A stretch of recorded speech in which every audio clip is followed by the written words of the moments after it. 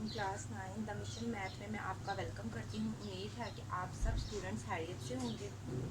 आज हम क्लास 9 की book unit number 1 exercise number 1.1 का आगाज़ करते हैं। ठीक है, इसके सम नंबर 1 की स्टेटमेंट है identify each of the following as a rational or irrational number. इसमें हमने रैशनल और इरेशनल नंबर को आइडेंटिफाई करना है। ठीक है, हमने बताना है, पहले हमें ये पता होना चाहिए कि रैशनल और इरेशनल नंबर होते क्या हैं। ठीक है, उसके लिए सबसे पहले हमने ये देखना है कि रैशनल नंबर्स जो होते हैं उनकी टू यानी कि पार्ट्स होते हैं। एक टर्मिनेटिंग डेसिमल नंबर्स और दूसरा non terminating and recurring decimal numbers. ठीक है, टर्मिनेटिंग डेसिमल नंबर्स ऐसे नंबर्स होते हैं जो पूरे पूरे डिवाइड हो जाते हैं, यानी कि देखें आंस तो उनका पॉइंट में निकलना है क्योंकि डेसिमल की बात हो रही है, लेकिन वो पूरा डिवाइड हो जाते हैं। जैसे कि 1/4 है फॉर एग्ज़ाम्पल। ठीक है, तो अगर हमने इसको डिवाइड करना है, हम 1 को अंदर रखते हैं, 4 को बाहर रखते हैं, लेकिन इसको सॉल्व करने के लिए हम 0 पॉइंट लेकर यहाँ पर एक 0 लेते हैं। ठीक है, अब 4 के टेबल में 4 2 ज़ा 8, तो 10 में से 8 माइनस किए 2, पॉइंट हमारे पास ऊपर मेंशन है, हमने 0 मेंशन कर देना है। तो 4 5 ज़ा 20। जैसे कि देखिए ये पूरा सॉल्व हो रहा है, यानी कि पूरा डिवाइड हो रहा है, तो ये टर्मिनेटिंग है। टर्मिनेटिंग का मतलब ख़त्मी, यानी कि जो पूरा कंप्लीट डिवाइड हो जाए। ठीक है, रैशनल नंबर्स वो हैं। और दूसरे ये कि non terminating recurring decimal numbers, यानी कि ऐसे नंबर जो पूरे डिवाइड नहीं हो रहे, यानी कि चलते जा रहे हैं सो ऑन कंटिन्यूसली। और रिकरिंग का मतलब वो बार बार रिपीट हो रहे हैं। ठीक है, तो जैसे कि देखिए अगर कोई नंबर ऐसा है जिसका मुसलसल आंसर ऐसे आ रहा है 2 3 3 3 सो ऑन। ठीक है, यानी कि पॉइंट के बाद नंबर बार बार रिपीट हो रहा है। ठीक है, पॉइंट के बाद एक ही नंबर बार बार रिपीट हो रहा है, तो इसका मतलब ये है कि ये रिकरिंग यानी कि नॉन टर्मिनेटिंग और रिकरिंग डेसिमल है।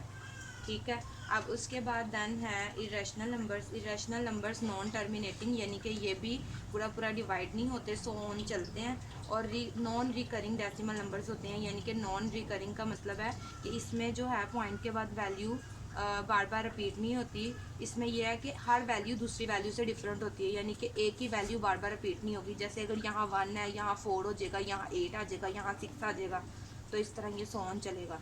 इसमें एक ही वैल्यू बार बार रिपीट होती है, जैसा नंबर सेम नंबर रिपीट होता है, लेकिन इसमें हर नंबर दूसरे नंबर से पॉइंट के बाद डिफरेंट होता है, तो इसलिए ये नॉन रिकरिंग है, यानी कि इसमें बार बार रिपीट एक नंबर नहीं होता। अब ये हमारा रैशनल और इरेशनल का मैंने आपको बता दिया। तो आए हम अपने पहले क्वेश्चन की तरफ चलते हैं। तो सबसे पहला क्वेश्चन है 2.353535। ठीक है, अब हमें बताना है कि ये रैशनल है या इरेशनल है। तो मैंने आपको पहले ही बताया कि एक तो आपने ये चीज़ देखनी है कि ये नंबर पूरा डिवाइड हो रहा है, तो इसमें ये पूरा डिवाइड हो रहा है, तो ये रैशनल नंबर है। ठीक है, जो नंबर पूरा डिवाइड हो जाए वो हमारा रैशनल नंबर है, तो हम यहाँ लिख देंगे रैशनल नंबर।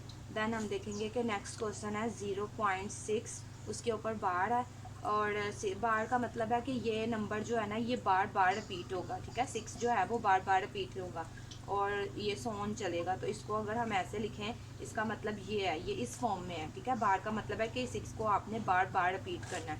तो जब मैंने आपको बताया कि जो बार बार यानी कि रिपीट हो, एक ही नंबर हो लेकिन बार बार वो ही रिपीट हो, तो ये भी रैशनल है। ठीक है, ये रैशनल है। ये रैशनल ये मतलब कि ये non terminating and recurring decimal है ना, तो हमने पीछे पढ़ा है कि जो नॉन टर्मिनेटिंग और रिकरिंग डेसिमल नंबर होगा वो रैशनल नंबर होगा, तो हमने यहाँ पे लिख देना है कि रैशनल नंबर। थर्ड वाले क्वेश्चन की तरफ चलते हैं, उसमें है 2.236067 सो ऑन। इसमें भी देखें ये मतलब कि नॉन टर्मिनेटिंग चल रहा है, लेकिन आप इसमें ये चीज़ देखें कि इसमें हर नंबर दूसरे नंबर से डिफरेंट है। ठीक है, हर नंबर पॉइंट के बाद दूसरे नंबर से डिफरेंट है, तो जब हर नंबर दूसरे नंबर से डिफरेंट होगा यानी कि नॉन रिकरिंग होगा, तो ये हमारा इरेशनल नंबर होगा, इरेशनल नंबर, इरेशनल नंबर हो गया। आप ध्यान देखें यहाँ पर √7 है, अगर हम कैलकुलेटर पर √7 का आंसर निकालें तो हमारे पास आता है यहाँ पर 2.6457 सो ऑन। ठीक है, हमारे पास यहाँ पर ये आता है। तो हम ये देखें यहाँ पर भी एक तो ये मतलब कि चलता जा रहा है सो ऑन, दूसरा ये कि यहाँ पॉइंट के बाद हर वैल्यू दूसरी वैल्यू से डिफरेंट है, तो ये भी हमारा इर्रेशनल नंबर है। इधर हम लिख देंगे इर्रेशनल नंबर। देन देखें ई को अगर हम कैलकुलेटर पे फाइंड करना चाहें, ई की वैल्यू यहाँ बुक में भी दी हुई है, और अगर उसको कैलकुलेटर पे फाइंड करना चाहें तो अल्फ़ा प्रेस करके हमने ई प्रेस करना है।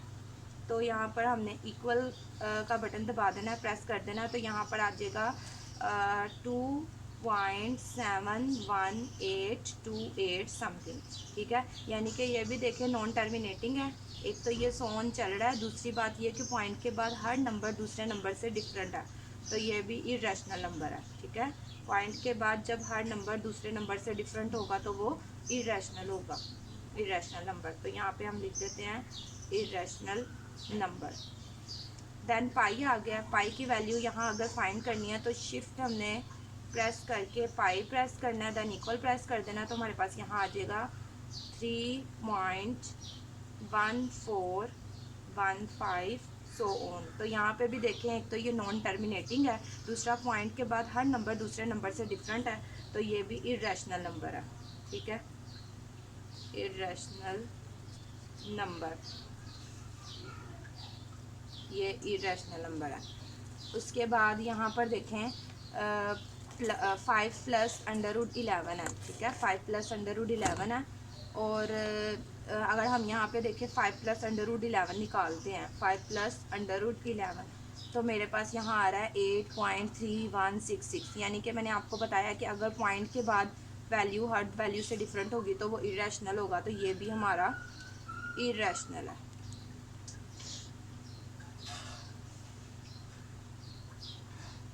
इर्रेशनल नंबर है। उसके बाद यहाँ है √3 प्लस √13।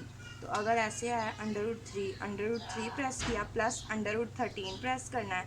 अब यहाँ पर आ रहा है 5.3376। ये भी देखें हर नंबर दूसरे नंबर से इसमें पॉइंट के बाद डिफरेंट और नॉन टर्मिनेटिंग है, तो ये भी हमारा इर्रेशनल नंबर है।